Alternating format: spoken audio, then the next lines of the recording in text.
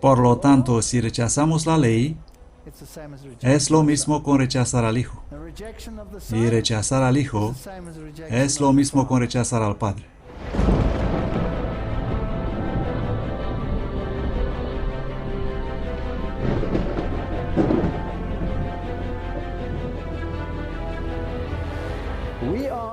Estamos al borde mismo del conflicto final.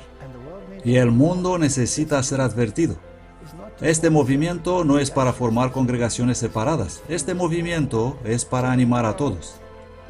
Así que el mundo parece revuelto. Pero ¿quién origina estos eventos? No se trata solo del mundo árabe. Está sucediendo en Europa. Esto va a venir aquí. La gente está harta de todo lo que está pasando en este mundo. Y esta es la brecha que necesita ser reparada en el tiempo que vivimos. Podemos estudiar profecías, podemos saber lo que está sucediendo en el mundo, podemos ver todas estas cosas, pero si no empezamos aquí mismo con Jesús, no vamos a ninguna parte. Reparando la brecha.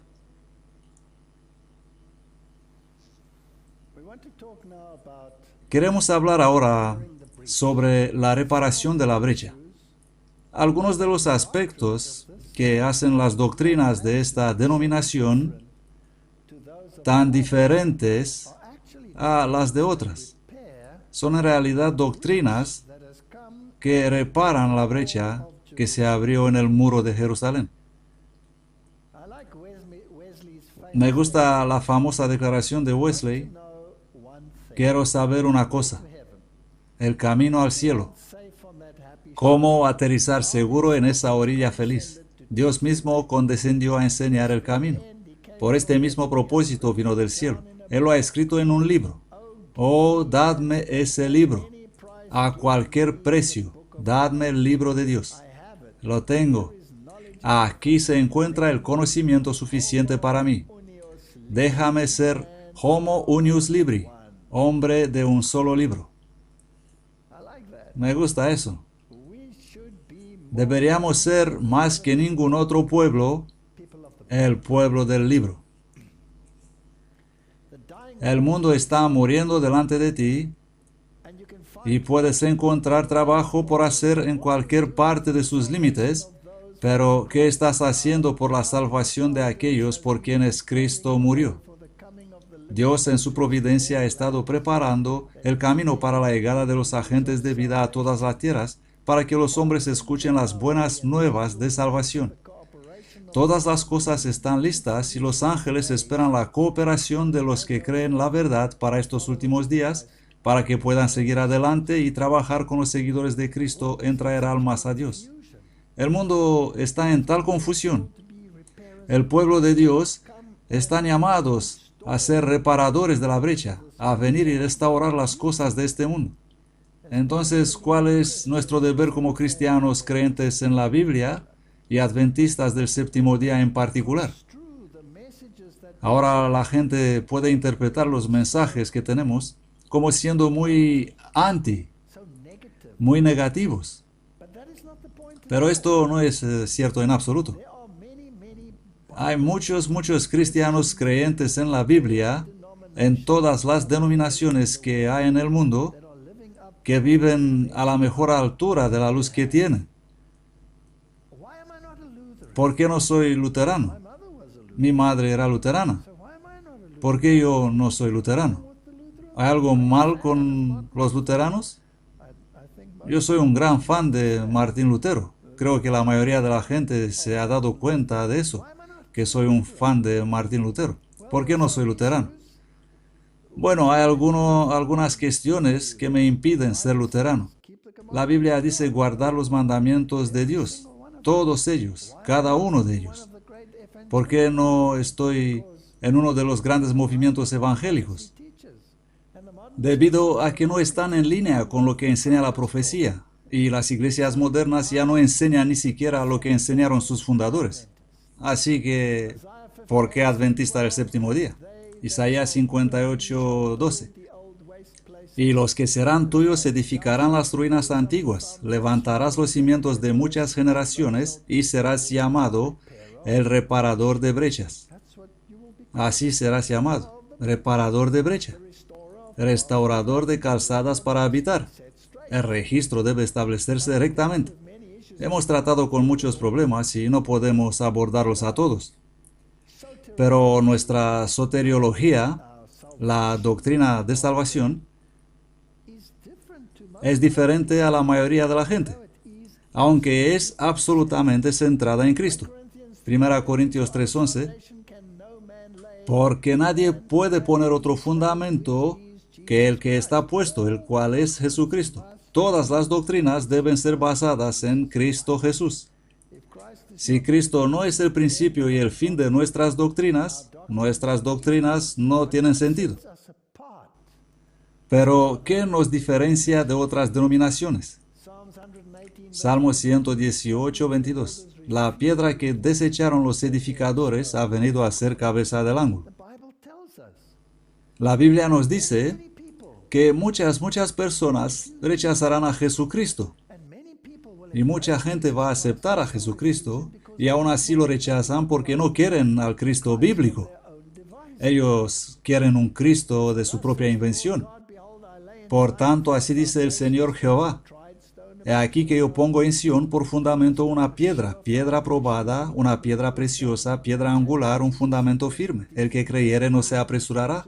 Jesús les dijo: ¿nunca leísteis en las Escrituras, la piedra que desecharon los edificadores ha venido a ser cabeza de ángulo? El Señor ha hecho esto y es cosa maravillosa en nuestros ojos. Por lo tanto, lo que hay que corregir debe, de alguna manera u otra, vincularse a Jesucristo. Aunque yo doy testimonio de mí mismo, mi testimonio es verdadero porque sé de dónde he venido y a dónde voy. Pero vosotros no sabéis de dónde he venido y a dónde voy. Ellos ignoraban su carácter y misión divina porque no habían estudiado las profecías concernientes al Mesías, como era su privilegio y deber de hacerlo.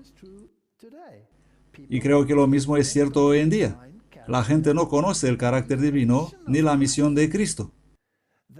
Ellos no tenían ninguna relación con Dios y el cielo, y por lo tanto no comprendían la obra del Salvador del mundo. A pesar de que habían recibido la evidencia más convincente de que Jesús era el Salvador, aún así se negaron a abrir sus mentes para entender. Y nosotros nos enfrentamos a los mismos problemas hoy, por lo que no será muy diferente a la segunda venida de Cristo, puesto que la incredulidad será tan frecuente como lo fue en los días de Noé y de Lot. Mensajes Selectos, volumen 1. Las preciosas y grandísimas promesas que nos son dadas en las Sagradas Escrituras se han perdido de vista en gran medida.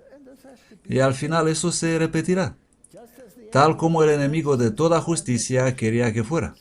Él ha proyectado su propia sombra oscura entre nosotros y nuestro Dios para que no veamos el verdadero carácter de Dios. Hemos tratado con algunos de estos temas en las conferencias anteriores. Hemos estudiado la cuestión de la inmortalidad del alma, que niega la venida de Cristo para morir, para darnos la inmortalidad. Esto hace toda su salvación sin efecto. Hemos visto los colores con lo que Él ha sido pintado en cuanto a sus acciones retributivas, mantener a la gente en las llamas eternas de un infierno, etcétera, etcétera. Hemos visto eso en las conferencias anteriores, pero hay algunas cuestiones que tenemos que mirar para ver cuál es el verdadero carácter de Dios y algunas de las doctrinas que se predican en el mundo hoy. Y si somos reparadores de brechas, entonces tenemos que poner las cosas en claro sobre el plan de salvación y el ministerio de Jesucristo. El Señor se ha presentado a sí mismo como misericordioso y compasivo, tardo para la ira y abundante en bondad y verdad. Y si algunas de estas doctrinas prueban exactamente lo contrario, que son predicadas por ahí en el mundo, así que un reparador de brechas debe reparar la fundación y la fundación es Cristo. Así que Cristo debe ser presentado en un marco adecuado al mundo. Entonces, a la luz de esta oscuridad espiritual que hay en el mundo, ¿cuál es nuestro deber? En un sentido muy especial, los adventistas del séptimo día han sido colocados en el mundo como centinelas y transmisores de luz. A ellos han sido confiada la tarea de dirigir la última amonestación a un mundo que perece. Por lo tanto, ese es nuestro trabajo, la última advertencia, la advertencia final. Sobre ellos se proyecta la luz maravillosa de la palabra de Dios. A ellos les ha sido confiada una obra de mayor importancia, proclamar los mensajes del primero, segundo y tercer ángeles.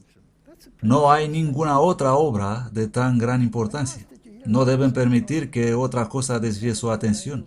Esa es una declaración bastante directa. ¿Cuándo fue la última vez que oíste un buen sermón sobre los mensajes del primero, segundo y tercer ángel? ¿Sigue siendo una cosa muy popular para predicar? A mí me parece que no. Guardando la palabra fiel como te ha sido enseñada para que también puedas exhortar con sana doctrina y convencer a los que contradicen. Pero tú habla lo que armoniza con la sana doctrina. Sana doctrina. Eso es problemático hoy, en una época de ecumenismo. Vamos a restar importancia a las diferencias y vamos a concentrarnos en lo que tenemos en común. Esa es la nueva consigna. Pero, ¿qué es lo que nos separa? ¿No es la doctrina? Sin duda es la doctrina lo que nos separa. Y la Biblia deja bien claro que debemos mantener la sana doctrina. Si enseñas estas cosas a los hermanos, serás un buen ministro de Cristo Jesús, nutrido en las palabras de fe y de buena doctrina. Necesitamos doctrina, la cual has alcanzado. Hoy nos encanta la religión sentimental. Dame la experiencia, pero por favor, deja la doctrina. Así que quiero decir que Satanás ha confundido las mentes en el momento de la primera venida de Cristo, tanto que su propio pueblo no le reconocieron por ser quien era, ni cuál era la naturaleza de su misión, y lo mismo se repetirá en la segunda venida de Cristo. Y lo triste es que creo que millones se perderán a causa de las enseñanzas populares del día. Así que esto se debe establecer rectamente. Si eres un reparador de brechas, tenemos que poner las cosas claras en la doctrina. Yo siempre digo que estoy orgulloso de ser un adventista del séptimo día, porque esta es la única iglesia que puede predicar la doctrina desde una plataforma pública, la única iglesia en el mundo que puede predicar la doctrina desde una perspectiva bíblica en una plataforma pública, en contra de todo aquello que se predica por ahí en el mundo. Ahora, permítame añadir, la doctrina no puede salvarte. Puedo saber toda la doctrina, puedo saber todas estas cosas, puedo saber todas las profecías, eso no me puede salvar, pero seguramente me puede conducir en la dirección correcta hacia el verdadero Jesús, que me puede salvar. Daniel 8:12, y un ejército le fue entregado en contra del sacrificio, la palabra sacrificio añadida, debido a la transgresión, y echó por tierra la verdad e hizo cuanto quiso y prosperó. Roma ha llenado este mundo con tanta falsa doctrina que es increíble. Así que vamos a pasar por algunas de ellas. De algunas de ellas nos hemos ocupado con bastante detalle ya, pero por el bien de una mayor claridad para las personas que aún no han visto las conferencias, echemos un vistazo a algunas cuestiones. La cuestión del pecado. Quiero decir que este es un componente básico del cristianismo. Y puede haber algo que sea más confuso en el mundo por ahí que Dios tratando con el problema del pecado. Antes de la caída, tuvo que haber unidad perfecta en el cielo. ¿No es eso correcto? Por lo tanto, debe haber sido como un pulso que latía al unísono. Ni una mancha de pecado estorbaba su paz, ni una mancha estorbaba su belleza. Por lo tanto, el cielo restaurado debe ser transformado al estado original, o el pecado se perpetúa. ¿No es así? Si era perfecto en el principio y va a ser restaurado, tiene que ser perfecto otra vez. Por lo tanto, el pecado y los pecadores deben ser excluidos de su ámbito y las salvaguardias deben establecerse en el lugar, tanto que el pecado no pueda levantar la cabeza de nuevo. ¿No es una conclusión lógica? Satanás no puede ser expulsado por la puerta principal solo para que los pecadores entren por la puerta trasera. Entonces, ¿qué es esta doctrina del universalismo? Todo el mundo se salva, que se predica en todas partes. Todo aquel que comete pecado infringe la ley. El pecado es la transgresión de la ley. La paga del pecado es la muerte, mas el don de Dios es la vida eterna en Cristo Jesús, Señor nuestro. Esto es bastante claro. La cuestión de la gracia sin ley. Hemos tratado esto, pero vamos a pasar por esta idea de nuevo. Hay muchos que dicen que la ley de los 10 mandamientos ha sido eliminada y dicen que no estamos bajo la ley, sino que estamos bajo la gracia. ¿Pero hay algún problema con la ley? ¿No es la transgresión de la ley el verdadero problema? La ley no es un problema. Si el pecado es la transgresión de la ley, entonces la ley no es el problema, sino la transgresión es el problema. Así que la gracia sin ley es una contradicción en los términos. Es un oxímoron. La ley es santa, justa y buena, así dice la Biblia. La ley es eterna. Sus reivindicaciones son inamovibles. Tan inamovibles que Cristo no pudo comprometer la ley y pagó el precio. Él murió por mí en la cruz. Así que debe, por lo tanto, seguir que si el pecador, el transgresor de la ley, quiere heredar la vida eterna, tiene que encontrar dos cosas. Él no solo tiene que encontrar la manera de pasar de la muerte a la vida porque ha sido condenado a muerte, sino que también debe ser transformado a fin de cumplir con las reivindicaciones justas de la ley. ¿No es lógico? Esta es una doctrina perfectamente lógica. Si quieres tener un cielo que esté libre de pecado en el futuro, entonces los que son redimidos deben volver a ser capaces de cumplir con las reivindicaciones justas de la ley. ¿Esto va a pasar por la varita teológica mágica? Ahí lo tienes. Eres perfecto. ¿No tendrás que aprender nada? Entonces, ¿por qué molestarse con ese escenario? ¿Por qué Dios no agita simplemente su varita mágica y empezar todo de nuevo? Porque si no hemos aprendido qué es el pecado y qué produce y cuál es su resultado final, entonces no podemos ser inmunizados contra él. Así que es por la experiencia como se aprende que la única manera de armonía es la obediencia a la ley. Así que estas son las teologías que deben presentarse directamente al mundo. Romanos 7:22 dice, porque según el hombre interior me deleito en la ley de Dios. La ley no tiene nada malo en ella. Pero veo otra ley en mis miembros que se rebela contra la ley de mi mente y me lleva cautivo a la ley del pecado que está en mis miembros. Así que tenemos este conflicto en nosotros mismos. Y entonces él grita, oh miserable hombre que soy, ¿quién me librará de este cuerpo de muerte? Y la solución es Cristo Jesús. Doy gracias a Dios por medio de Jesucristo nuestro Señor. Así que con la mente yo mismo sirvo a la ley de Dios, mas con la carne a la ley del pecado. Tengo que morir a yo. Solo puedo hacer esto en Cristo. Pero el mundo teológico moderno es tan confuso en este tema que echan fuera la ley y acaban con la norma de justicia. Así que para pasar de la muerte a la vida, no es lógico que tiene que haber un dador de vida. Y para pasar del pecado a la justicia, no es lógico que tiene que haber un restaurador. ¿Son estas doctrinas ilógicas? Pero estas son doctrinas que representa esta iglesia.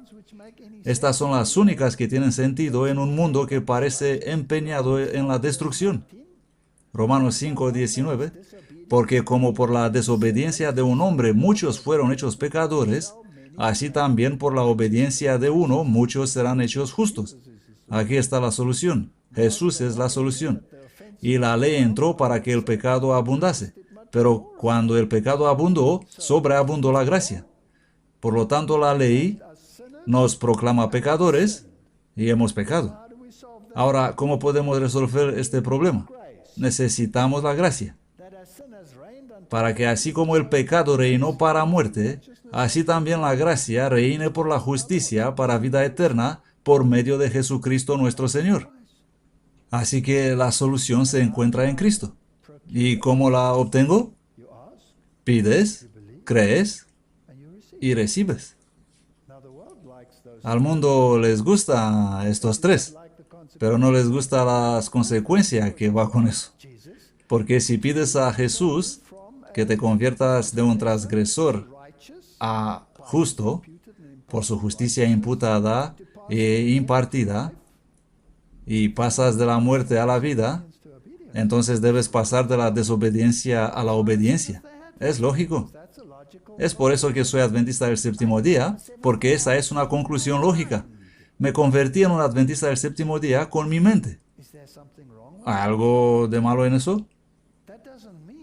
Eso no quiere decir que no transfirió al corazón. Pero si no se basaba en la mente, podría ser luterano, podría ser cualquier denominación que hay. Venid pues, dice Dios, y estemos a cuenta. Si vuestros pecados fueren como la grana, como la nieve serán emblanquecidos. Y si fueren rojos como el carmesí, vendrán a ser como blanca lana. Fue bueno entonces, es bueno ahora. A todos los sedientos, venid a las aguas. No cuesta nada, es gratis. Isaías 55:1. Y los que no tienen dinero, venid, comprad y comed. Venid, comprad vino y leche sin dinero y sin precio. Estas son doctrinas lógicas. Marcos 11:24. Por tanto os digo que todo lo que pidiereis orando, creed que lo recibiréis y os vendrá. Así que no te convertirás en un legalista si guardas la ley. Era imposible para el pecador guardar la ley de Dios. Nadie predica el legalismo cuando predica la ley, que era santa, justa y buena. Pero esta imposibilidad fue eliminada por la imputación de la justicia de Cristo al alma arrepentida y creyente. Tenemos que resolver unos cuantos problemas, porque el mundo evangélico acusará el remanente de legalismo. Y van a decir que estamos tratando de lograr el camino al cielo guardando la ley. O van a afirmar que no se puede guardar la ley. Bueno, ¿por qué hará Dios una ley que no se puede guardar? Es esa una decisión muy injusta. Y Dios cometió un error, así que tenía que eliminar la ley para que todo el mundo pueda ver que Dios no sabía lo que estaba haciendo. ¿No es así? ¿Que tendrías que argumentar de esa manera si el mundo evangélico tiene razón? Claro que sí. Entonces, ¿puedo guardar la ley por la impartición de la justicia de Cristo? Puedo. La vida y muerte de Cristo en beneficio del hombre pecador tuvieron el propósito de restaurarlo a favor de Dios, impartiéndole la justicia que satisfaría los requerimientos de la ley y hallaría aceptación ante el Padre. Pero siempre es el propósito de Satanás invalidar la ley de Dios y tergiversar el verdadero significado del plan de salvación. En consecuencia, ha originado la falsedad de que el sacrificio de Cristo en la cruz del Calvario tenía el propósito de liberar a los hombres de la obligación de guardar los mandamientos de Dios. Entonces me pregunto lógicamente, ¿vamos a ir al cielo como transgresores? No tiene ningún sentido. No es lógico.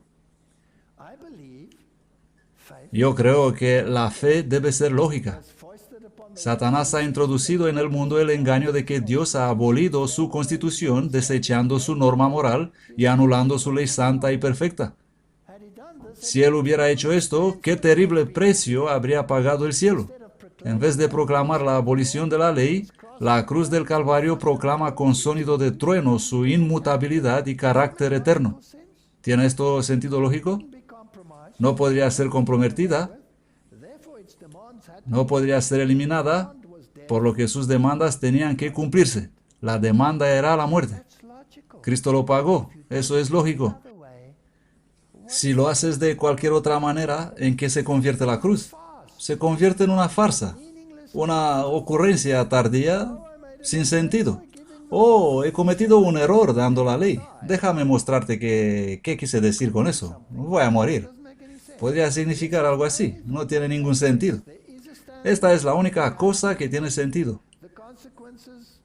Hay un estándar que tiene que ser cumplido. Las consecuencias son nefastas. No cumples, mueres. La muerte de Cristo iba a resolver para siempre el interrogante acerca de la validez de la ley de Jehová. Esto es lógico. Apocalipsis 12:17 dice, el dragón se enfureció contra la mujer y él odia a todos los que guardan los mandamientos y tienen el testimonio de Jesucristo. ¿Somos por lo tanto nosotros legalistas si guardamos los mandamientos de Dios? Por supuesto que no, porque el legalismo es la negación de la gracia. Fui tan lejos en una conferencia a decir que el legalismo es escupir en el rostro del Hijo de Dios. Los fariseos escupieron en su rostro. Si somos legalistas, hacemos lo mismo porque entonces negamos que somos salvos por la gracia.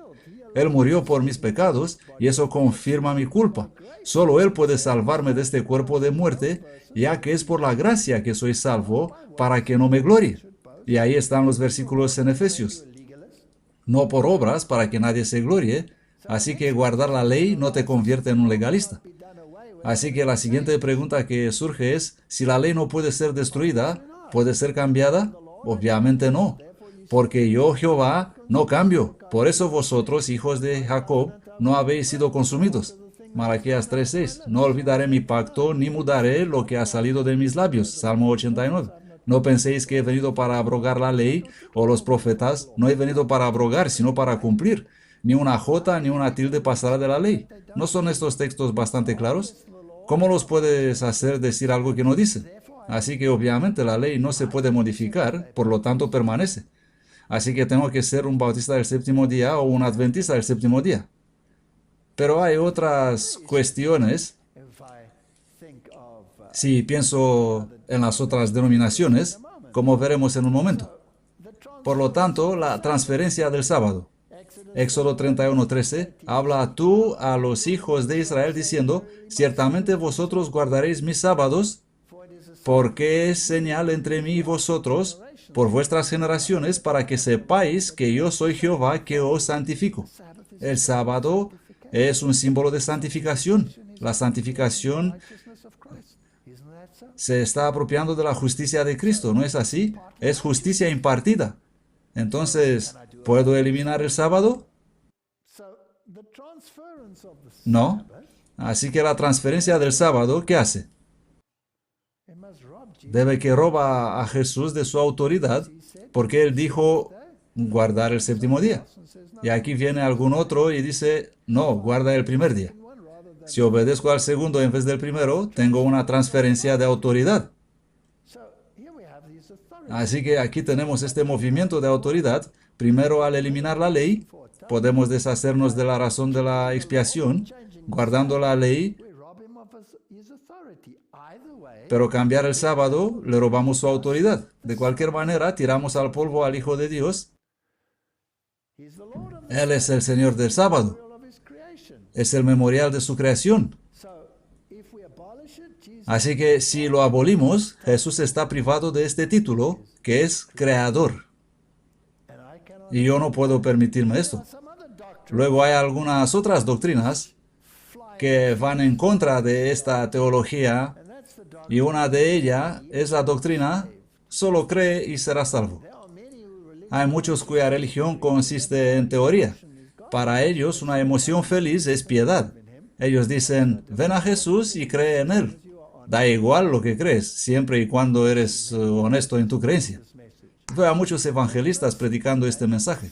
Ellos no tratan de hacer al pecador entender el verdadero carácter del pecado. ¿Qué es ser salvo? Ser salvo de la muerte y ser traído a la vida, ser salvado de la transgresión y ser llevado a la obediencia. Esa es la única manera de ser salvo. Es la única cosa lógica. Pero no, nosotros queremos otra doctrina. Ellos no tratan de hacer al pecador entender el verdadero carácter del pecado. No se le anima a buscar las escrituras de rodillas para que él pudiera saber qué es verdad o a rezar para que sus ojos sean ungidos. Cuando el oficial vino a Cristo diciendo, Señor, ¿qué haré para heredar la vida eterna? El Salvador no dijo, cree solamente y serás salvo. ¿Qué está escrito en la ley? Dijo, ¿cómo lees? El oficial respondió, amarás al Señor tu Dios con todo tu corazón y con toda tu alma y con todas tus fuerzas y con toda tu mente y a tu prójimo como a ti mismo. Cristo dijo, bien has respondido, haz esto y vivirás. Aquí la falsa doctrina que el hombre no tiene nada que hacer sino creer es barrida. La vida eterna se nos da a condición de que obedezcamos los mandamientos de Dios. Es lógico. No hay forma de evitar este sistema perfectamente lógico. Cualquier otro sistema, cualquier otra doctrina, hace burla del plan de salvación. Yo siempre he afirmado que el adventismo es la única religión lógica en el planeta. Te da la razón para la situación del mundo, la razón de la pecaminosidad del planeta, te da la solución y da un desenlace final a este mundo de pecado. ¿Puedo yo ser perfecto? Ahora bien, este es un tema que incluso hace estragos dentro del adventismo, porque si puedes guardar la ley, ¿no dices entonces que eres perfecto? Muchos han conocido el amor perdonador de Cristo y desean realmente ser hijos de Dios. Sin embargo, reconocen que su carácter es imperfecto y su vida defectuosa, y están propensos a dudar de si sus corazones han sido regenerados por el Espíritu Santo. A los tales, quiero decirle que no se abandonen a la desesperación. Tenemos a menudo que postrarnos y orar a los pies de Jesús por causa de nuestras culpas y errores. Dios no va a tomar una varita mágica y transformarnos en lo que podemos llegar a ser en un instante. Somos bebés en una carretera. Estamos aprendiendo los caminos de Cristo. Cristo está a la diestra de Dios y hace intercesión. Estas cosas os escribo para que no pequéis. Y si alguno pecare, bueno, tenemos abogado, el Padre os ama. Él quiere que os reconciliéis con Él. Debemos entender estas cosas en la perspectiva correcta. Me gusta esta declaración de la Review and Herald. Cuanto más te acerques a Jesús, más imperfecto aparecerás en tus propios ojos. Por lo tanto, si decimos que tenemos que guardar los mandamientos de Dios, esto no significa que nos consideremos como el Señor y la Señora perfectos. Por el contrario, nos damos cuenta de lo culpable que somos cuando nos acercamos a Cristo. Ningún amor profundo por Jesús puede morar en el corazón que no ve ni comprende su propia perversidad. Creo que tenemos que dejar las cosas claras y tenemos que presentar el tema de la ley y la gracia dentro del molde correcto, porque hay esos clichés por ahí en el mundo que suelen denigrar este mensaje. El carácter, y esta es una afirmación muy importante, el carácter se revela por las obras y no por las buenas obras ocasionales o malas acciones ocasionales, sino por la tendencia de las palabras y de los actos habituales. Piensa en esto. No es la buena acción ocasional ni la mala acción de vez en cuando, sino que es la tendencia que está en el corazón. La gente dice, bueno, si dices que la obediencia a la ley es la única manera, ¿qué pasa si transgredes y no tienes tiempo para... o te equivocas, tienes un resbalón y te caes y no tienes tiempo para arrepentirte y pasar por el proceso, vas directamente al infierno? ¿Así trabaja Dios? Yo llamo a esto el saquito de bolas teológicas. Cuando los niños tienen una pequeña bolsa con bolitas y te lo tiran, mi nombre es Pedro, ¿cómo te llamas? Es como un juego de los saquitos entre Jesús y Satanás. Ahora me perteneces a mí, ahora le perteneces a él, ahora me perteneces a mí, ahora le perteneces a él. Esto no es cristianismo. Cuando entras en una relación con Jesucristo, todavía tienes tus debilidades y tus faltas, pero estás en un proceso. Y no es la buena acción ocasional o la mala acción ocasional que Él toma en cuenta, sino Él mira el anhelo del corazón y la tendencia del crecimiento. Y en cualquier etapa de este proceso, en sus ojos, tú eres perfecto, porque estás cubierto por la justicia de Cristo. ¿Puedo yo entonces guardar la ley? Si dices que vamos a tener malas acciones ocasionales, entonces en realidad estás diciendo que no puedes guardar la ley. Efesios 2:10. Porque somos hechura suya, creados en Cristo Jesús para buenas obras, las cuales Dios preparó de antemano para que anduviésemos en ellas. Así que en otras palabras, la Biblia dice claramente que se puede entrar en armonía con la ley. Así que si Él murió por mis pecados, es toda la evidencia que necesito para saber que puedo morir al pecado. Y este es el verdadero cristianismo. Cualquier cosa menos que esto es falso cristianismo. El precio es pagado y yo solo tengo que reclamar lo que es mío por la redención. Cristo no solo murió para que yo supere el pecado, pero también murió por aquellos pecados que tienden a vencerme. Se necesita un hombre fuerte para tirar al ladrón afuera, uno más fuerte que yo. No guardo la ley para ser salvo, como algunos afirman. Me gusta como lo dice Martín Lutero. Cumplir la ley es una ofrenda voluntaria que no me hace legalista, sino leal. ¿Comprenden?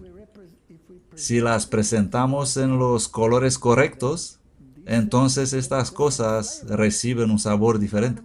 Deuteronomio 5:10. ¿Y que hago misericordia a millares de los que me aman y guardan mis mandamientos? Si me amáis, guardad mis mandamientos. El que tiene mis mandamientos y los guarda, ¿se puede guardar la ley según la Biblia, sí o no? Por supuesto que puedes guardar la ley. Por lo tanto, no hay cambio aquí entre el Antiguo Testamento y el Nuevo Testamento, porque no se cambia nada. Sigue siendo lo mismo. Y hay otro problema en el mundo por ahí, y eso es menospreciar la justicia de Dios. Dios es tan indulgente, Él perdonará a todas las personas en este planeta. Habrá universalismo, todos serán salvos. Pero si lees en Judas, Sodoma y Gomorra fueron destruidas y sirven como ejemplo de lo que sucederá a los impíos al final de los tiempos. Habrá un castigo. Por lo tanto, la gente debe ser advertida. Volved en armonía con Dios. A los peligros ya enumerados se une el peligro de menospreciar la justicia de Dios. La tendencia del púlpito moderno es hacer separación entre la justicia divina y la bondad divina, en rebajar la bondad al nivel de un sentimiento en lugar de elevarla a la altura de un principio. Si tuviera que ser sarcástico, yo diría que este es un ataque epiléptico profundo. Pero no voy a ser sarcástico. Muchos maestros de religión afirman que Cristo abolió la ley por su muerte y que desde entonces los hombres se ven libres de sus exigencias. Algunos la representan como yugo difícil y en contraposición con la esclavitud de la ley presentan la libertad que se debe gozar bajo el Evangelio. ¿Cómo puedes ser libre cuando estás en la esclavitud del pecado? La libertad es ser liberado de la esclavitud del pecado. Estoy seguro que si enfrentas a estas personas con cada ley de forma individual, ellos se horrorizarán ante la idea de que la ley se ha eliminado. Si hablas de robo, ¿te gustaría que tu coche sea robado? ¿Quisieras que tu casa sea invadida? ¿Es esa libertad, tener tu casa invadida? ¿O qué tal si tu mujer sea violada? ¿Te gustaría eso? ¿O qué tal si tu vecino constantemente con un par de binoculares codicia a tu esposa? ¿Te gustaría eso? No. Ellos retrocederán ante todos y cada uno de los mandamientos. ¿Pero por qué tienen esta idea? Es increíble. Andaré en libertad porque he buscado tus preceptos, dice la Biblia. La libertad se encuentra solamente en la obediencia. Porque Jehová tu Dios es fuego consumidor, Dios celoso. Él no solo va a cepillar el pecado y a los pecadores. Si te aferras al pecado, serás consumido por el fuego. Así que recibiendo nosotros un reino inconmovible, tengamos gracia por la cual sirvamos a Dios agradándole con temor y reverencia, porque nuestro Dios es fuego consumidor. Esas doctrinas no tienen sentido, no son lógicas, y por lo tanto tengo que ser adventista del séptimo día.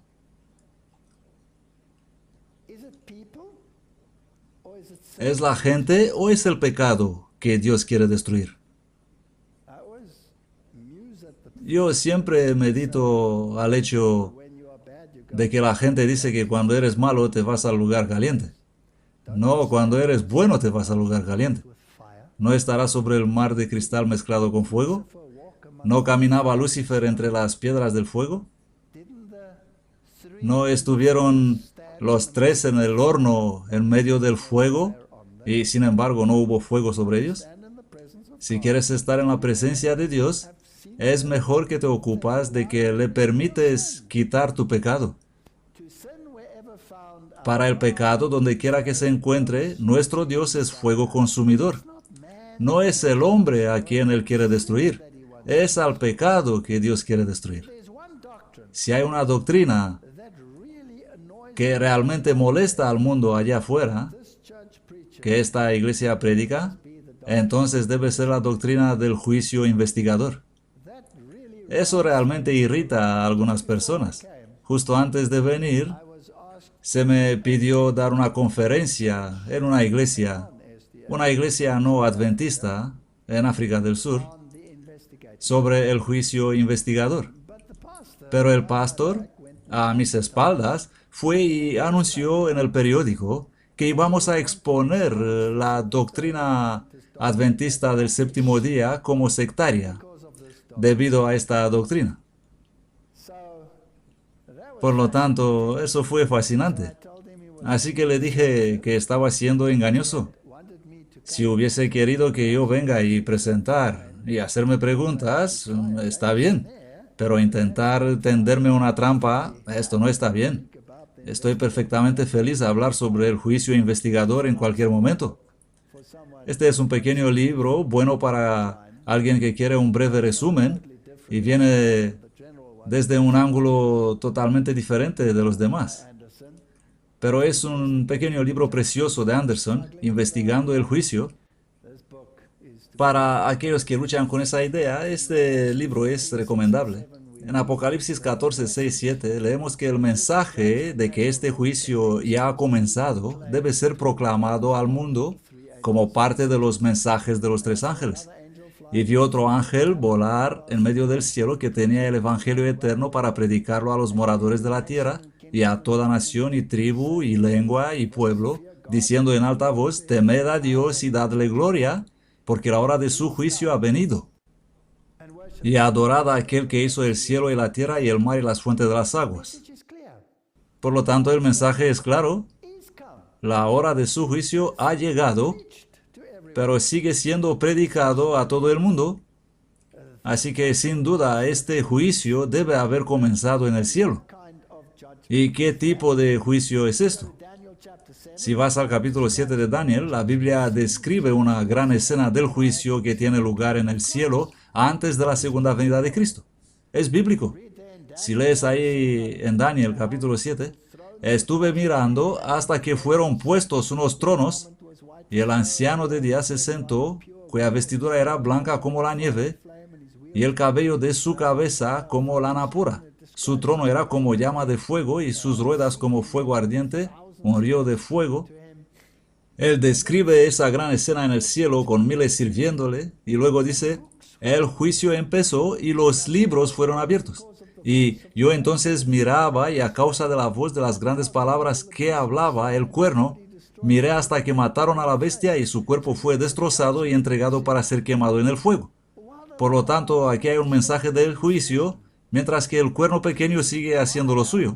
Así que esto es antes de la venida de Cristo, mientras que el cuerno pequeño está creciendo en el poder, recuperando sus fuerzas.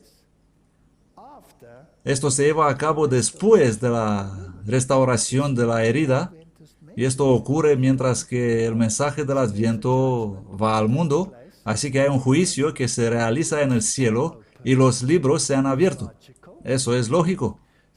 Así que la escena del juicio en Daniel 7 es paralela a la purificación del santuario del capítulo 8, y entonces deben referirse al mismo evento. Ahora bien, este es un punto de discusión que el mundo usa contra los adventistas.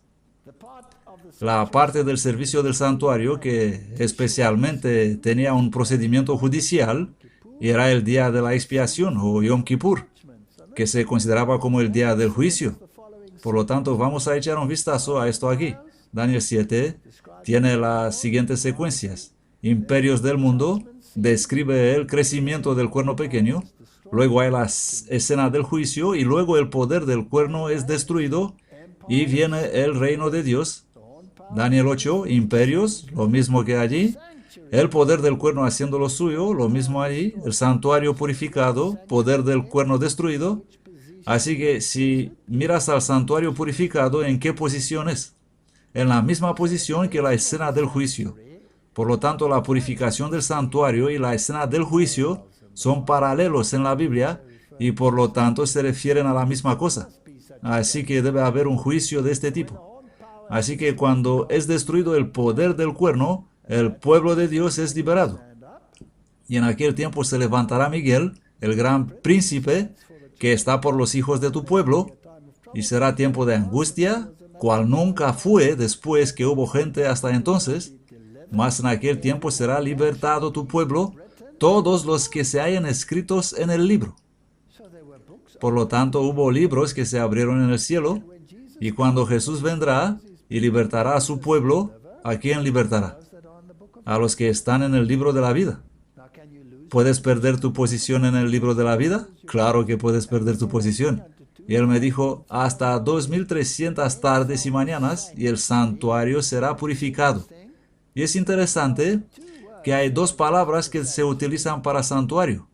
Kodesh, y luego tienes también Migdash, utilizado para ser purificado. En el versículo 11, ha de ser purificado. El santuario, el Kodesh, será limpiado. La palabra hebrea para limpiado es tzadak y viene de una función jurídica implícita. Se traduce principalmente como justo o justificado, vuelto a la justicia o limpiarse. Aquí está, raíz primitiva, ser causativamente hacer lo recto en un sentido moral o forense. Es un sentido legal. Limpieza, lavarse, hacer justo, justificar, recurrir a la justicia. Así que en la purificación del santuario, que en el tipo tuvo lugar en el día de la expiación, se elimina el registro de los pecados confesados y en tipo son colocados sobre el chivo expiatorio, que luego es llevado al desierto. Esto es lógico. Tenía que haber un juicio forense en el cielo para decidir quién va al cielo, ¿correcto? Es lógico. ¿Por qué entonces esto es un problema en el mundo de ahí afuera? En el gran día del juicio final, los muertos han de ser juzgados por las cosas que están escritas en los libros, según sus obras, patriarcas y profetas. Entonces, en virtud de la sangre expiatoria de Cristo, los pecados de todos los que se hayan arrepentido sinceramente serán borrados de los libros celestiales. En esta forma el santuario será liberado o limpiado de los registros del pecado. Ese era el típico, el chivo expiatorio. Los pecados se confesaban sobre el chivo expiatorio, pero el chivo expiatorio no moría. Era llevado al desierto. Hoy en día la gente gritaría, oh, así que el macho cabrio se convierte en tu portador del pecado. Sin derramamiento de sangre no hay perdón de pecado. Pero el registro del pecado tiene que ser colocado sobre el que instigó al pecado. Los perdonados, de lo contrario, siempre tendrán un registro del pecado. Es una doctrina lógica y sin embargo el mundo no quiere aceptarla porque si lo hace, tiene que aceptar la teología del remanente. Tienen que salir de donde están y unirse a este extraño pueblo. Todos los casos juiciosos pasan por un número de fases. Hay un interrogatorio, una investigación, un pronunciamiento de juicio y un juicio ejecutivo. Así que antes de la venida de Cristo es emitido el decreto que señala el cierre de la gracia. Cada caso habrá sido entonces decidido. Para emitir tal decreto debe haber ocurrido una investigación en el cielo. El que es injusto sea injusto todavía, y el que es sucio ensúciese todavía, y el que es justo sea justo todavía, y el que es santo santifíquese todavía. ¿Quién decide quién es santo y quién no es santo? Debe ser Cristo, y debe ser realizado en el momento en que llegue aquí. Ahora bien, si nos fijamos en las Escrituras en general, en la relación con la investigación judicial, es interesante que siempre hay una investigación judicial antes de que Dios actúe, siempre. Y aquí algunos ejemplos. El diluvio. Y vio Jehová que la maldad de los hombres era mucha en la tierra, y que todo designio de los pensamientos del corazón de ellos será de continuo solamente el mal. Dios lo tomó en cuenta, lo vio, el Torre Babel. Y descendió Jehová para ver la ciudad y la torre que edificaban los hijos de los hombres. Él bajó para verlo, para investigar. Sodoma y Gomorra. Entonces Jehová le dijo, por cuanto el clamor de Sodoma y Gomorra se aumenta más y más, descenderé ahora y veré si han consumado su obra según el clamor. Ahora aquí hay una pregunta. ¿Era necesario que Dios baje y vea? ¿Acaso no lo sabía? ¿No es Él omnisciente? Entonces, ¿por qué habría que bajar y ver si lo sabe? ¿Con qué propósito bajaría para ver? ¿Para convencerse a sí mismo que era como Él ya sabía que es? Seguramente que no, debía saberlo. Él es omnipotente, Él es todopoderoso, lo sabe todo. Así que, ¿para quién es esta investigación? ¿Para Dios o para su creación?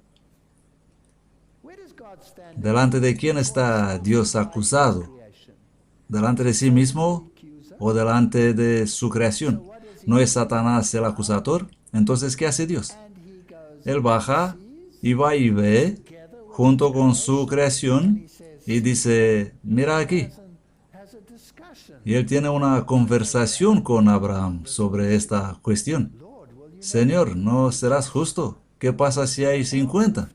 ¿Qué pasa si hay 10 menos de 50? Etcétera. Ya conoces la historia. O su hueste angélica. Ellos tienen que ver también que lo que Dios ha hecho es justo. Así que habrá una investigación y esto es bíblico. Por lo tanto, en el juicio, Jesús es el único juez, pero Él tiene una investigación pública por el bien de su creación. De lo contrario, siempre quedarán dudas, porque el Padre a nadie juzga, sino que todo juicio encomendó al Hijo. Ahora, aquí están las buenas noticias. Él es el abogado, pero Él también es el acusado. Él es el testigo fiel, Él es nuestro intercesor y Él es el fiador por aquellos que se han arrepentido y por fe han hecho mano del don de salvación. Él es todo, todo incluido en uno, absolutamente perfecto. Al que no conoció pecado, le hizo pecado por nosotros para que nosotros fuésemos hechos justicias de Dios en Él. De cierto os digo, el que oye mi palabra y cree al que me envió, tiene vida eterna, y no vendrá a condenación, mas ha pasado de muerte a vida. Esta es la belleza del juicio investigador. La gente dice, vosotros los adventistas del séptimo día, predicáis el juicio ahí arriba en el cielo, Y cuando tu nombre es leído, te quemas, ya estás. Por lo tanto, tienes miedo del juicio. No, el juicio es lo que quieres. Quieres estar en este juicio porque si no estás en este juicio, no vas a estar en el cielo. Y por cierto, es un proceso en tu vida o es un evento pasajero. Leerá Jesús tu nombre y va a decir, vamos a ver, ¿ha sido perfecto? No, adiós. O es un proceso continuo y va a darte una oportunidad hasta el último aliento. Así funciona esto. Y así el juicio no es nada que temer. El juicio es una buena noticia porque Él es tu abogado, Él es tu testigo fiel, Él es tu intercesor, Él es tu juez. Todo en uno. No hay nada que temer acerca del juicio investigador. ¿Le he aceptado a Él como mi Salvador? Esta es la primera pregunta. Así que los que están en Cristo no tienen que temer el juicio. En esto es perfeccionado el amor en nosotros para que tengamos confianza en el día del juicio, pues como Él es, así somos nosotros en este mundo. No hay temor en el amor, mas el perfecto amor echa afuera el temor, porque el temor conlleva castigo. Así que acusar a las personas que creen en esta doctrina como promotores del miedo es no comprender el juicio. Hay otra doctrina que debe ser establecida correctamente si quieres reparar la brecha, y esa es la doctrina de la sustitución sin consecuencias. Esa es una doctrina tan popular en el mundo. Esta doctrina enfatiza la misericordia de Dios, pero es contraria a los requisitos legales de la justicia. Y por cierto, esta es una de las acusaciones del Islam contra el cristianismo. Si dos son culpables, la justicia exige que ambos sean castigados. Uno no puede llevar legalmente el castigo del otro, ni siquiera bajo la ley divina, porque la Biblia dice en Deuteronomio 24:16, los padres no morirán por los hijos, ni los hijos por los padres. Cada uno morirá por su propio pecado. Por lo tanto, surge la pregunta, ¿cómo puede Jesús morir por ti? ¿Cómo puede ser castigado por tu pecado si su propia ley no permite siquiera eso? Y esa es una buena acusación si piensas en esto. Pero ¿por qué existe tal acusación? Debido a que tenemos esta doctrina por ahí, en el mundo, según la cual hay una sustitución, pero no hay repercusión para mí en esta sustitución. En otras palabras, todo vale. No funciona así. Al igual que mi colega musulmán me dijo, vosotros los cristianos pecáis, luego os ponéis de rodillas, pedís perdón y todo está muy bien otra vez. Mañana hacéis lo mismo, vais de rodillas, todo está bien de nuevo. No hay justicia en vuestro sistema. No es justo, no hay justicia. He contado esta historia antes, pero lo diré brevemente de nuevo.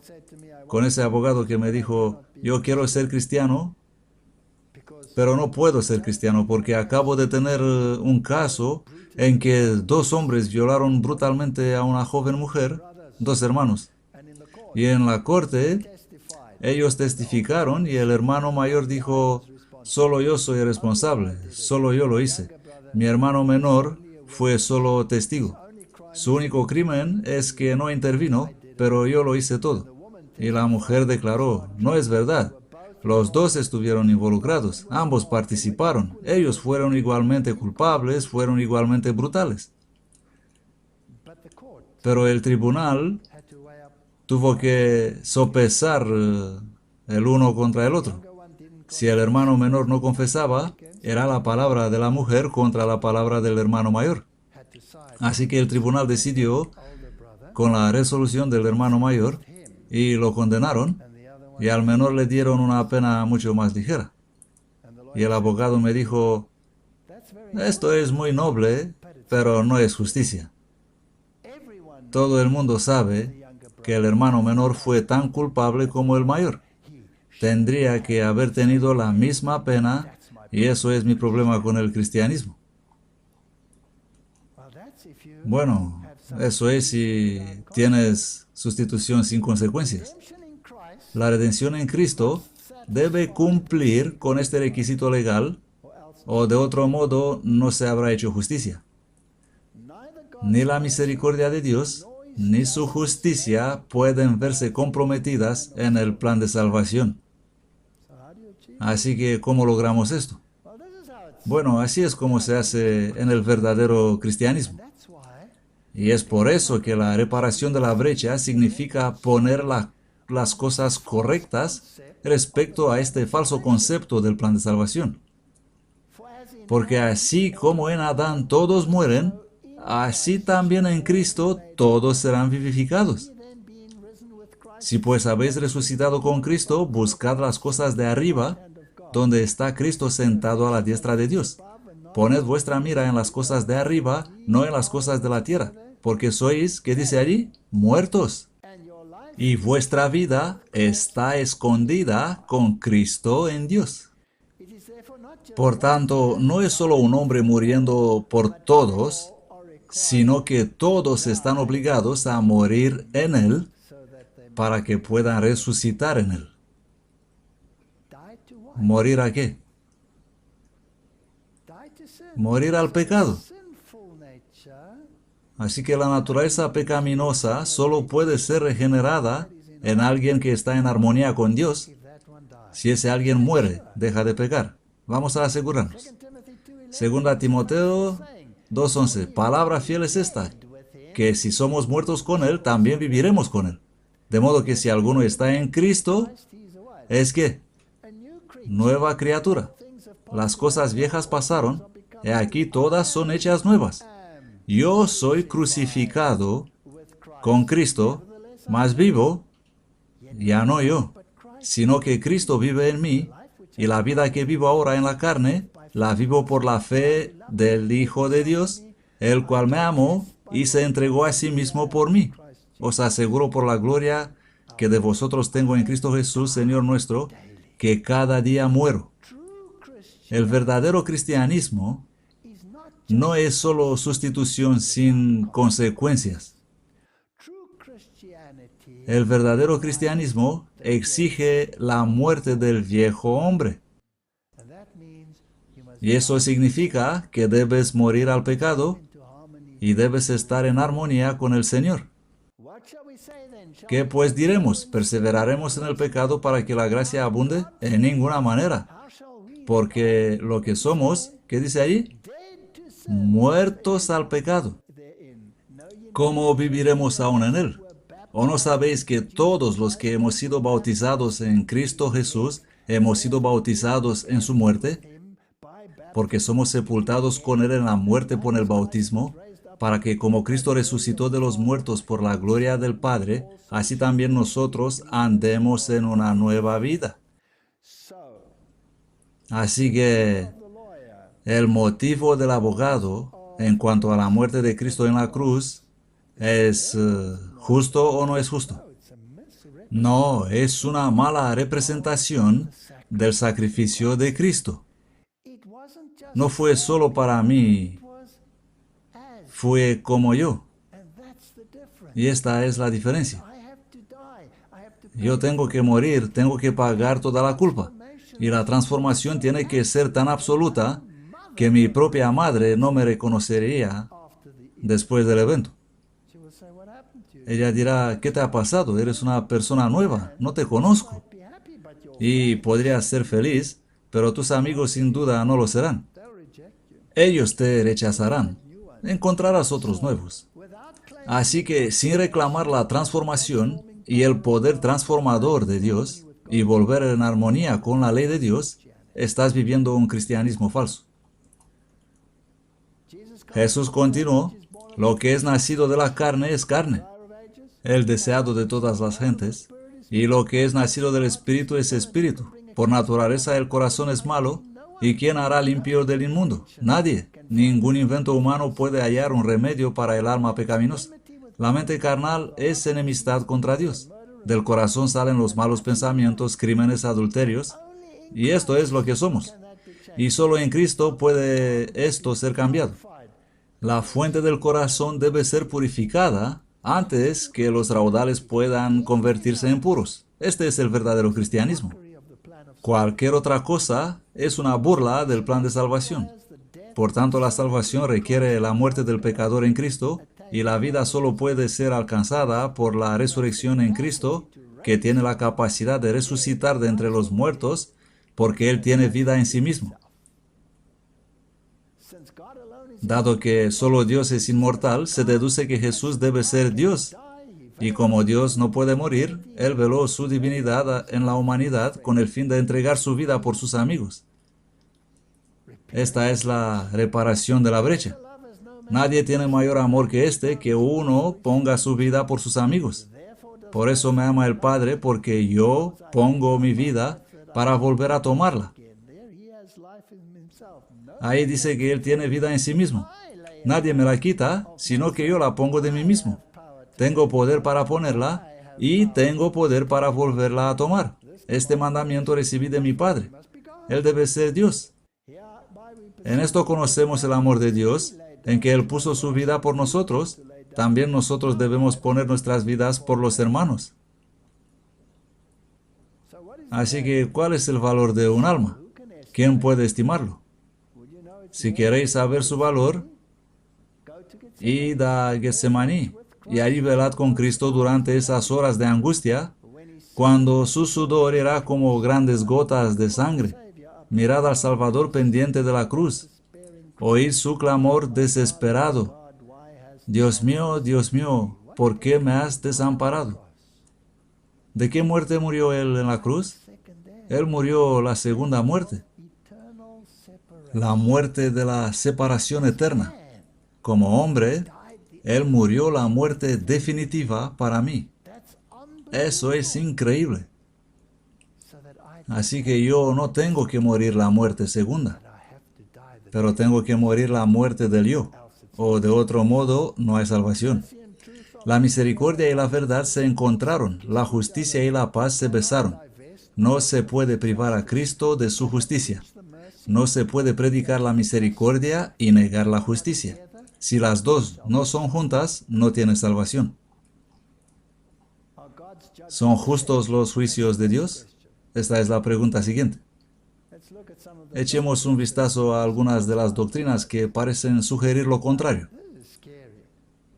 Ahora bien, esto da miedo, porque ahora el adventismo del séptimo día viene directamente en contra de las doctrinas más populares en el mundo de hoy, predicadas por prácticamente todo el mundo evangélico, predicadas por prácticamente todo el mundo pentecostal, con millones de personas que se adhieren a una doctrina que no tiene ningún sentido lógico.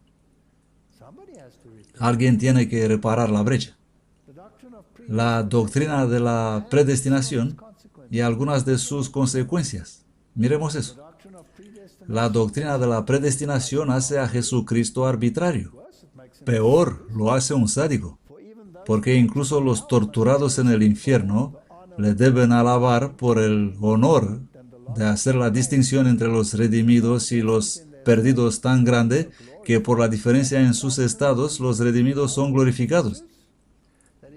Porque eso es lo que enseña el calvinismo.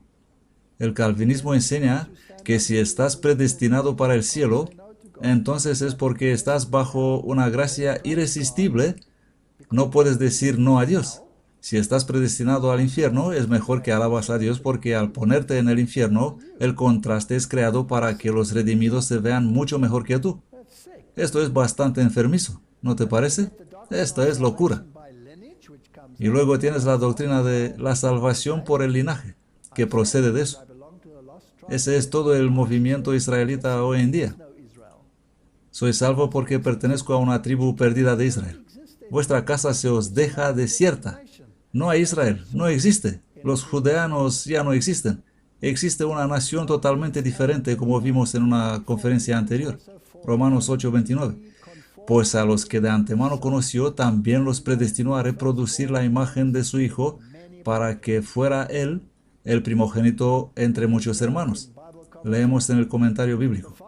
El Padre pone su amor sobre su pueblo elegido que viven en medio de los hombres. Estas son las personas a quienes Cristo ha redimido con el precio de su propia sangre y porque responden a la atracción de Cristo a través de la misericordia soberana de Dios, ellos son elegidos para ser guardados como hijos obedientes. Entonces, ¿qué es esta elección? Se trata de una elección de respuesta. Dios ha decidido que todos sean salvos. La esperanza no está en la selección, la primogenitura, nación o iglesia. Vuestra esperanza está en Cristo, que es vuestra única esperanza. Y cualquiera que haya dejado casas, hermanos, todos, por causa de mi nombre, recibirá 100 veces más y heredará la vida eterna. ¿Cómo podéis creer vosotros que aceptáis gloria unos de otros y no buscáis la gloria que viene del único Dios? Entonces, ¿qué es esta doctrina de la predestinación? Me gusta lo que John Wesley escribe acerca de la predestinación. Simplemente piensen, todo el mundo calvinista cree en la predestinación y ahí es donde encuentras todas estas doctrinas absurdas sobre el derecho de nacimiento. Israelitismo británico, o israelitismo europeo, o hebreos negros, o rastafarianos, salvos por la pigmentación. No existe tal cosa.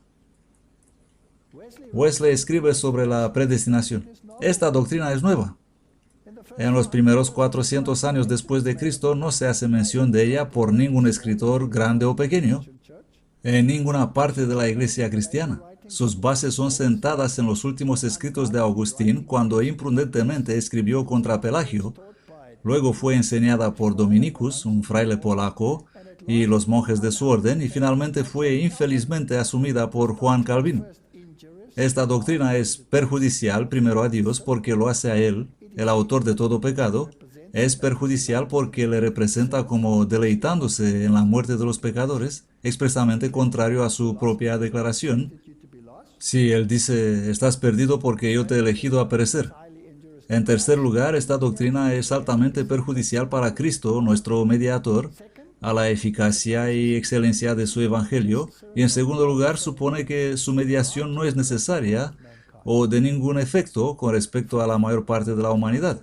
Cuarto, esta doctrina hace que la venida de Cristo y su sacrificio en la cruz, en lugar de ser un fruto del amor de Dios al mundo, ser uno de los actos más severos de la indignación de Dios contra la humanidad, que solo sea ordenada, de acuerdo con esta doctrina, la salvación de muy pocos, y endurecerse y aumente la condenación para un número mucho mayor de la humanidad, es decir, todos aquellos que no creen. Y la causa de esta falta de fe, de acuerdo con esta doctrina, es el consejo y el decreto de Dios. Dios ha decidido, tú serás salvo, tú estarás perdido. Esto es repugnante. En sexto lugar, esta doctrina es altamente perjudicial para la humanidad, porque los pone en peor posición que los demonios en el infierno. Es bastante directo, porque esos tuvieron en algún momento la posibilidad de elegir. Pudieron haber mantenido su feliz estado, pero no quisieron. Sin embargo, según esta doctrina, muchos millones de hombres son atormentados para siempre. Ellos nunca fueron felices, nunca podían ser felices y no lo serán jamás. Una vez más, los demonios no serán castigados por despreciar una salvación tan grande, pero los seres humanos lo serán. En oposición directa a esto, afirmamos que Dios ha dispuesto que todos sean salvos y ha dado a su Hijo unigénito para que todo aquel que en Él crea sea salvo. Difícilmente hay otro artículo de la fe cristiana que sea afirmado tan positivamente, tan frecuentemente y tan claro. Esto es lo que hace la predicación del Evangelio buenas nuevas para todos. De lo contrario, hubiera sido esta salvación absolutamente limitada a unos pocos y habría sido una triste noticia y de gran dolor para la mayoría de la gente. Bastante bien dicho. Así que, por la doctrina de la predestinación, no puedo ser calvinista. No puedo ser parte de la Reforma holandesa. No puedo ser presbiteriano, porque esa es su doctrina oficial. Por lo tanto, soy adventista del séptimo día. Glenn McKinley comenta, esta es también una declaración fuerte. Tal capricho, atribuido a Dios, lo convertiría en el más vil hipócrita en su propio universo. Ellos representan a Dios como el sádico más vil que jamás ha existido, en elegir deliberadamente condenar eternamente determinadas partes de su propia raza creada, sin ton ni son, sin responsabilidad moral o culpa o libre elección de ningún tipo, excepto su propio capricho vicioso. Uno podría, si no odiar un Dios así, que así maldeciría a unos de nuestros hijos y salvará a otros que sean igualmente culpables o inocentes. Eso es verdad.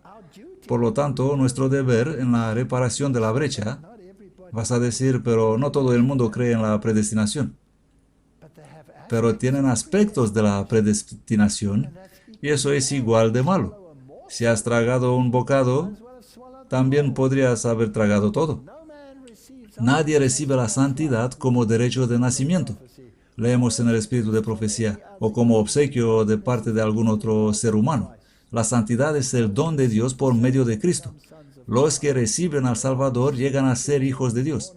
Son sus hijos espirituales nacidos de nuevo, renovados en justicia y verdadera santidad. No la puedes obtener por nacimiento. Siempre ha sido el plan de Satanás de desviar la mente humana de Jesús al hombre y de destruir la responsabilidad individual. La gente les encanta esconderse en grupos. Les encanta ser salvos en su iglesia. Les encanta ser salvados en sus grupos, en su linaje, en lo que sea, siempre y cuando no se trata de mí, personalmente. Y esa es la doctrina entera del mundo evangélico y pentecostal hoy en día. Y lo veremos en un momento. Satanás fracasó en su propósito cuando tentó al Hijo de Dios. Él tuvo mejor éxito cuando vino al hombre caído. La doctrina del cristianismo fue corrompida. Papas y sacerdotes se arrogaron una posición exaltada y enseñaron a la gente a acudir a ellos para el perdón de sus pecados. Ellos mirarán a grupos para ser perdonados antes que a los individuos.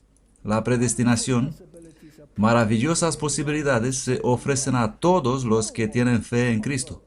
No se construyen muros para separar a algún alma viviente de la salvación. No hay muros. Todo el mundo tiene acceso a ella. Pablo, apóstol de Jesucristo, escribe, por la voluntad de Dios, a los santos que están en Efeso y fieles en Cristo Jesús, gracia a vosotros y paz de parte de Dios nuestro Padre y del Señor Jesucristo. Bendito sea el Dios y Padre de nuestro Señor Jesucristo, y bendiciones espirituales, por cuanto nos ha elegido en Él antes de la fundación del mundo, para ser santos e inmaculados en su presencia en el amor. Él escogió a todos, no solo a uno o dos, habiéndonos predestinado para ser adoptados hijos suyos por medio de Jesucristo.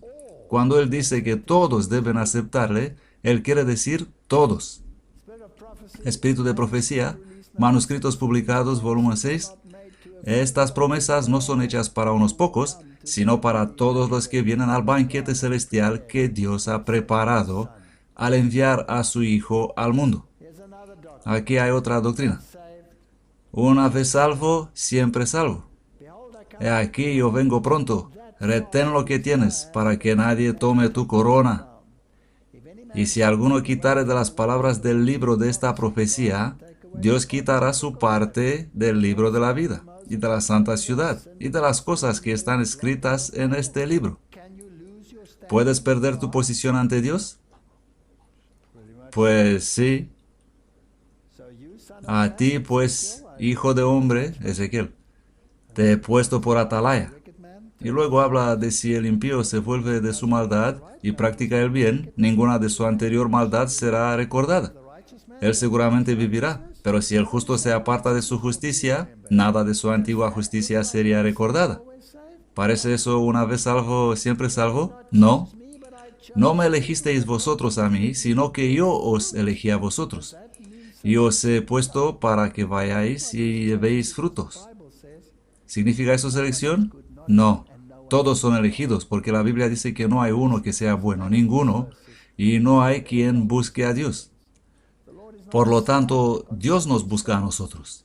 Ninguno de esos versículos admite alguna de esas doctrinas. El Señor no tarda su promesa, sino que es paciente, no queriendo que ninguno perezca, que todos vengan al arrepentimiento.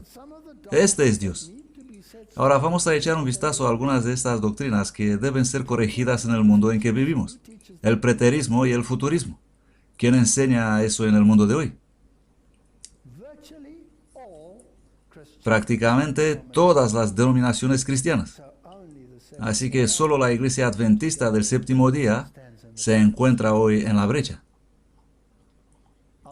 Alcázar. En la interpretación preterista, todas las profecías relacionadas con el anticristo son empujadas atrás y explicadas como cumplidas en el pasado, antes de la caída del Imperio Romano. Así que ellos dicen que el anticristo es un rey griego, Antíoco Epífanes. ¿Y quién era Alcázar? Era un jesuita español. Y enseñaba esta doctrina y sugirió que las profecías apocalípticas no se extendían más allá del derrocamiento del paganismo por Constantino. Y ahí están las citas. Este es preterismo. Y ahí están sus escritos. Una investigación sobre el sentido oculto del Apocalipsis, por Alcázar. El futurismo. El hombre, Ribera, que era jesuita. Tomó esas mismas profecías y los arrojó hacia el futuro y haría su aparición, el anticristo, después de la venida de Cristo. Y publicó esto en 1585 y el protestantismo de hoy se divide entre modernistas y fundamentalistas. Los modernistas ofrecen poca o ninguna atención al estudio de la profecía y son la minoría, y los fundamentalistas son principalmente futuristas. Un doctor de teología jesuita, nacido en España, comenzó a escribir un largo comentario en 1585 sobre el Apocalipsis, y ahí está. Y las dos doctrinas jesuitas son mantenidas por el mundo de hoy. En el libro El Romanismo y la Reforma, Gratan Guinness, el gran remanente, por así decirlo, de la Iglesia de Inglaterra, escribió: estar en contra del uso que fue dado a la profecía bíblica por los reformadores no es asunto oscuro o sin importancia. El sistema de interpretación profética conocida como el futurismo está en contra de este uso. Condena la interpretación de los reformadores. Condena los puntos de vista de todos aquellos hombres y de todos los mártires y de todos los confesores y fieles testigos de Cristo a lo largo de los siglos. Condena a los albingueses, a los valdenses, a los wyclifistas, a los husitas, a los lollardos, a los luteranos, a los calvinistas. Los condena a todos. Y en un punto en el que todos están de acuerdo, en una interpretación de la Escritura que personificaban en sus confesiones solemnes y eran selladas con su sangre. Y sin embargo, hoy en día la Iglesia evangélica y pentecostal abrazan el futurismo. Y luego se pone peor. Añaden otra doctrina, una del cardenal Roberto Bellarmino, uno de los más conocidos que apologistas jesuitas.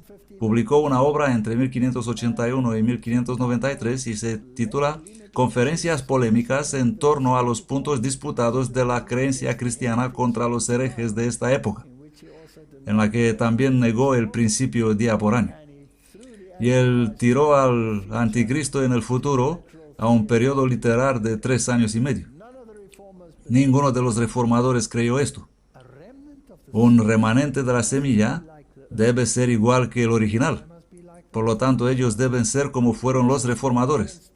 ¿Quién predica hoy en contra de estas doctrinas? El adventismo del séptimo día. El cardenal Bellarmino, en 1616, en esta fecha la teoría de Copérnico fue declarada falsa y errónea por Bellarmino, en el decreto de la Sagrada Congregación de los señores cardenales más ilustres encargados del índice, más comúnmente conocido como el derecho del índice, y fue escrito por el cardenal Roberto Bellarmino. El mundo se ríe hoy de este hombre con respecto a su ciencia, pero abrazan su religión. Una vez tonto, siempre tonto. ¿Por qué no rechazan al hombre? Afirmar, declaró él, esto es lo que Bellarmino escribió, afirmar que la Tierra gira alrededor del Sol es tan erróneo como afirmar que Jesús no nació de una virgen. Pero hoy todo el mundo cree a este hombre. Así que a pesar de estas meteduras de pata, el cardenal Bellarmino es considerado uno de los más grandes eruditos de la Iglesia Católica. Él construye sobre la obra de Ribera, enfatizando, como lo hicieron algunos escritores anteriores, que el anticristo sería un judío de la tribu de Dan, que iba a ser un personaje sobrenatural de gran poder, que perseguiría a los judíos, quienes, dijo él, volverían a Jerusalén para reconstruir el templo y reinaugurar el antiguo sistema de sacrificios. Esa es la doctrina que el mundo enseña por ahí afuera. Y se ha convertido en lo que es conocido como dispensacionalismo, y es una doctrina jesuita. Es un subproducto del futurismo. Y la historia divina está dividida en 7 dispensaciones y es parte de la Biblia de referencia Scofield. Así que ellos dicen que las dispensaciones de los reinos siguen la dispensación de la gracia, en cuyo momento los judíos predicarán el evangelio del reino a todo el mundo después que la iglesia había sido raptada. Todos sabemos que estas doctrinas no están en línea con lo que enseñaban los reformadores. Durante este tiempo el anticristo se supone que viene y después de entrar en una relación de pacto con los judíos, se volverá y los perseguirá, pero luego será destruido por la visible aparición de Cristo al final de los 7 años. Siempre me gusta usar a los dispensacionalistas mismos. Dejémoslos que nos hablen. Louis Perry Chafer, fundador del Seminario Teológico de Dallas, define el dispensacionalismo en estas palabras. El dispensacionalista cree que a lo largo del tiempo Dios persigue 2 propósitos distintos. Uno relacionado con la tierra, con el pueblo terrenal y objetivos terrenales involucrados, que es el judaísmo, mientras que el otro se relaciona con el cielo, con los objetivos celestiales involucrados, que es el cristianismo. Así que Cristo tiene 2 novias y tiene 2 propósitos. Y las promesas que fueron para los judíos todavía cuentan. Y así esta iglesia, que es un poco problemática, tiene que ser arrebatada y puesta en el cielo, mientras Jesús reina aquí durante 1000 años, dejando a su esposa divorciada ahí arriba por otro 1000 años. Es patético. Y luego los judíos, como hemos visto, no son siquiera los descendientes de los judeanos. Esa cultura ha desaparecido, es destruida, fue absorbida en otra cultura. No existe tal linaje. Pero todo el mundo confirma ese linaje. Y por supuesto, lo mejor de eso es que puede ser salvo mirando los eventos históricos en la pantalla de televisor en lugar de cambiar el corazón. Daniel Peyton Fuller, decano del Seminario Teológico Fuller, define el dispensacionalismo y dice: la premisa básica del dispensacionalismo se explica en 2 propósitos de Dios expresados en la formación de 2 pueblos que mantienen su distinción por toda la eternidad. Dios es un bígamo, tiene 2 novias. Él tiene a los judíos por un lado, son su novia, y a los cristianos en el otro lado, son su novia. Mediante el llamado de Jesús, los hombres se vuelven individuos, dice Dietrich Bonhoeffer. Y me gusta esta declaración. Lo quieran o no, están obligados a decidir, y esa decisión solo puede hacerse por ellos mismos. No es la elección propia que los hace individuos, es Cristo quien los hace individuos llamándolos. Cada hombre es llamado por separado y debe seguir solo. Pero los hombres tienen miedo de la soledad y tratan de protegerse a sí mismos fusionando en la sociedad de sus semejantes y de su entorno material. A los hombres les gusta agruparse, pero la salvación viene de forma individual. Estas doctrinas son una trampa y van a dirigir a millones a la perdición. Ray Dunning, escribiendo en el diccionario teológico Beacon, afirma: las ideas más populares del dispensacionalismo se refieren a su enseñanza escatológica. Ellos dicen que el reino de los cielos se refiere al imperio terrenal nacionalista que Jesús ofreció a los judíos, pero que ellos rechazaron. De este modo, el programa de Dios para los judíos tuvo que posponerse hasta más tarde y como solución provisional se hizo entrar la era de la iglesia. Es una ocurrencia tardía. Esta es una doctrina tan ridícula. ¿Cómo es posible que prácticamente todo el mundo cristiano crea esto? ¿Quién va a reparar la brecha? ¿Quién va a decirles que la salvación es un asunto personal?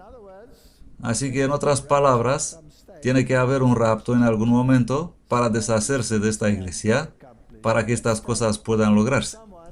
Ahora vamos a tomar a alguien que no es adventista del séptimo día para resumir. El pastor Kevin Gore resume la opinión del dispensacionalismo en su artículo "Ya que preguntas, ¿por qué no estoy de acuerdo con los siguientes 5 pilares del dispensacionalismo?". Las ideas más populares del dispensacionalismo se refieren a su enseñanza escatológica aprovechando la visión calvinista del pacto como incondicional. No tiene selección. Todo está construido precisamente sobre esta doctrina. Es profundamente interesado en la nación de Israel, lo cual no es siquiera la nación judía original, y una relación con la tierra de Palestina, que los dispensacionalistas insisten que será poseída al fin de los tiempos por el establecimiento de un reino terrenal judío en cumplimiento de la promesa de Dios a David.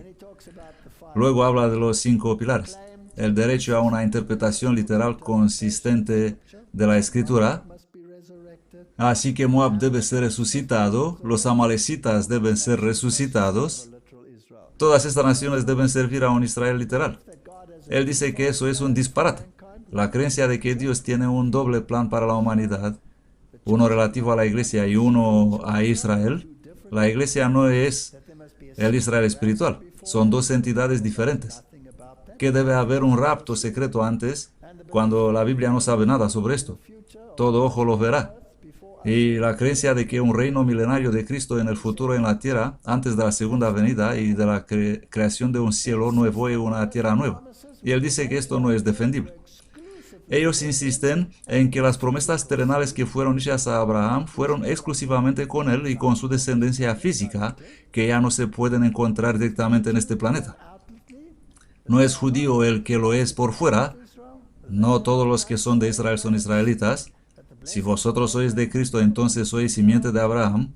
La bendición de Abraham viniese sobre los gentiles. Y cita todos estos textos y muestra que eso no es bíblico.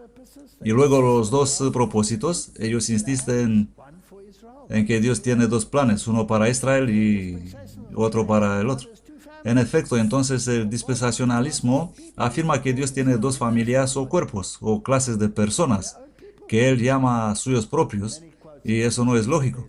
Estos son sus propios pueblos. Y luego cita Efesios: hay un solo cuerpo y un solo espíritu, como sois también llamados en una misma esperanza de vuestro llamamiento, un Señor, una fe, un bautismo. También tengo otras ovejas que no son de este redil. Aquellas también debo traer. No existe tal cosa como 2 cuerpos. Y luego habla de la separación de Israel y de la iglesia. Y los dispensacionalistas insisten que el nombre Israel se refiere exclusivamente a los descendientes naturales de Abraham, Isaac y Jacob. Charles Ray escribe: y el uso de las palabras Israel e Iglesia muestra claramente que en el Nuevo Testamento el Israel natural continúa con sus propias promesas y que la Iglesia no es equivalente al llamado Nuevo Israel. Así que él dice que es una confusión total. La Biblia no equivale a Israel con la Iglesia. Ellos dicen, por supuesto, que hablando de forma natural, los judíos son la simiente de Abraham, etc. Y cita a Romanos 9, porque no todos los que son de Israel son israelitas, ni por ser simiente de Abraham. La Biblia transfiere las promesas a la iglesia. En los últimos tiempos, la teología dispensacionalista ha desarrollado la idea de un rapto secreto. Esto se refiere a su opinión de que habrá un periodo de 7 años definible como una intensa persecución de los judíos, llamado el tiempo de angustia de Jacob, debido a que han tomado las profecías de Daniel y las han tirado al futuro. Una pregunta: ¿quién va a aclarar las cosas? Porque esas personas todavía siguen en esas mismas iglesias y sabiendo que su teología no es bíblica. Solo los adventistas del séptimo día pueden hacer esto.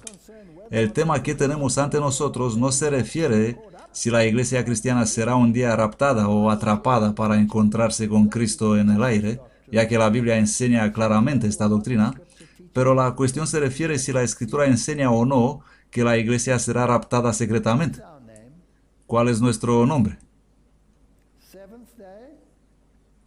Adventistas del séptimo día, porque predicamos la doctrina de la segunda venida de Cristo, así como está en la Biblia.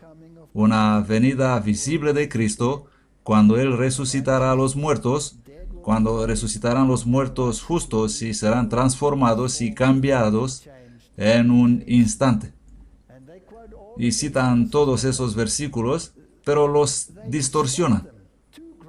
Dos moliendo en una piedra, uno tomado, uno no tomado. No hay nada en ese verso que hace que sea secreto. Ciertamente esos versículos nos hablan de un rapto de la iglesia, pero una vez más, no hay sugerencia alguna de que este rapto se llevará a cabo en cualquier otro momento que no sea el retorno visible del Señor Jesús. Porque el Señor mismo descenderá del cielo. Estas personas entienden. Ellos entienden que hay algo mal con esta doctrina, pero si alguien no les mostrará cuáles son los verdaderos problemas, ¿quién va a hacer esto? ¿Los dejará Dios sin testimonio? El reino milenario de Cristo. La teoría de un milenio terrenal se basa enteramente en la tradición y la suposición. Se dice que un versículo de 30 en el Nuevo Testamento se refiere a la segunda venida de Cristo. Sin embargo, ni un solo versículo se refiere a un reino milenario en la tierra. Ellos se dan cuenta de estos problemas. El silencio completo del Nuevo Testamento con respecto a ningún milenio terrenal. En otras palabras, la doctrina del dispensacionalismo también hace a Cristo y sus juicios arbitrarios, aplicando diferentes normas para salvación a diferentes generaciones. ¿Cómo te sentirías si supieras un día en la resurrección que la última generación de la tierra tuvo una segunda oportunidad? Esto es lo que enseña el dispensacionalismo, que la última generación, que no es raptada, los judíos les predicarán y finalmente todos ellos se convertirán en cristianos. Pero todas las generaciones anteriores, por desgracia, tienen que conformarse con aquella única oportunidad. Dos parámetros del mismo Dios. ¿Qué hace eso del carácter de Dios? Lo hace arbitrario. Las doctrinas del milenio y las doctrinas de una segunda oportunidad niegan la justicia para todas las generaciones anteriores, mientras que favorecen la última generación, a través de la conversión de todas las naciones.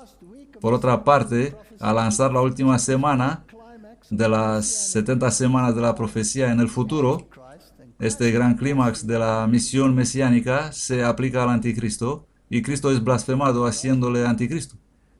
Porque si sacas la última semana y haces que el que puso fin al sacrificio y a la ofrenda, si tomas a ese Mesías y le haces anticristo, has revertido todo. Y respondiendo Jesús les dijo, por cierto, Elías vendrá primero y restaurará todas las cosas. No puedo ser un evangélico en el sentido del mundo evangélico, porque sus doctrinas son una burla del carácter de Cristo. No puedo ser miembro de ninguna de las iglesias que niegan la veracidad de la ley. Entonces, ¿qué puedo ser? No tengo otra opción. Tengo que ser lo que he llegado a ser, un adventista del séptimo día. Así que como el típico Elías llamó al pueblo a volver a la obediencia, el antitípico Elías hará lo mismo. Por cierto, Elías vendrá primero y restaurará todas las cosas. Alzad vuestros ojos al cielo y mirad abajo a la tierra, porque los cielos serán deshechos como humo y la tierra se envejecerá como ropa de vestir, y de la misma manera perecerán sus moradores, pero mi salvación será para siempre, mi justicia no perecerá. Dios será justo. Sus juicios serán justos. Sus juicios serán justos. Los impíos perecerán y los enemigos de Jehová serán consumidos como la grasa de los carneros, se disiparán como humo. Esta es la doctrina bíblica. Y no habrá más maldición, y el trono de Dios y del Cordero estará en ella, y sus siervos le servirán. Esta es la promesa. Y si no tenemos una doctrina que lleva de la causa a la restauración, entonces no estamos cumpliendo con el Evangelio eterno. Porque hay muchos evangelios por ahí, pero ninguno de ellos es el Evangelio eterno. Solo queda un recuerdo. Nuestro Redentor llevará siempre las marcas de su crucifixión. En su cabeza herida, en su costado, en sus manos y pies, se ven las únicas huellas de la obra cruel efectuada por el pecado. Y si ese es el único recuerdo, entonces se eliminará incluso el registro del pecado. Por medio de la obra redentora de Cristo, el gobierno de Dios queda justificado. Este es el objetivo, y si no predicamos a Cristo en este contexto, estamos fallando a nuestro deber. El Omnipotente es dado a conocer como el Dios de amor. Las acusaciones de Satanás quedan refutadas y su carácter desenmascarado. La rebelión jamás podrá levantarse de nuevo. ¿Por qué? Porque hemos sido inmunizados contra esa cosa llamada pecado. ¿Y cómo puedes ser inoculado contra el pecado? Si no te sometes a la fuerza transformadora de Dios. Si no entiendes el plan de salvación, entonces el pecado seguramente podría levantar la cabeza por segunda vez. Pero imagínese, si ustedes fueron inoculados, si en algún momento en los lejanos milenios futuros algún alma se levantaría a decir, me pregunto si Dios es justo cuando... Creo que habría millones que vendrían sobre Él como una tonelada de ladrillos, porque comprenderemos el carácter de Dios. Comprenderemos lo que costó liberarnos. Nadie tiene mayor amor que este, que uno ponga su vida por sus amigos. Seamos reparadores de brechas. Vamos a aclarar las cosas sobre el carácter de Dios y seamos el pueblo del libro. Personas que comprenden la doctrina. No porque me puede salvar, sino porque me puede ayudar a entender al Dios que murió por mí. Amén.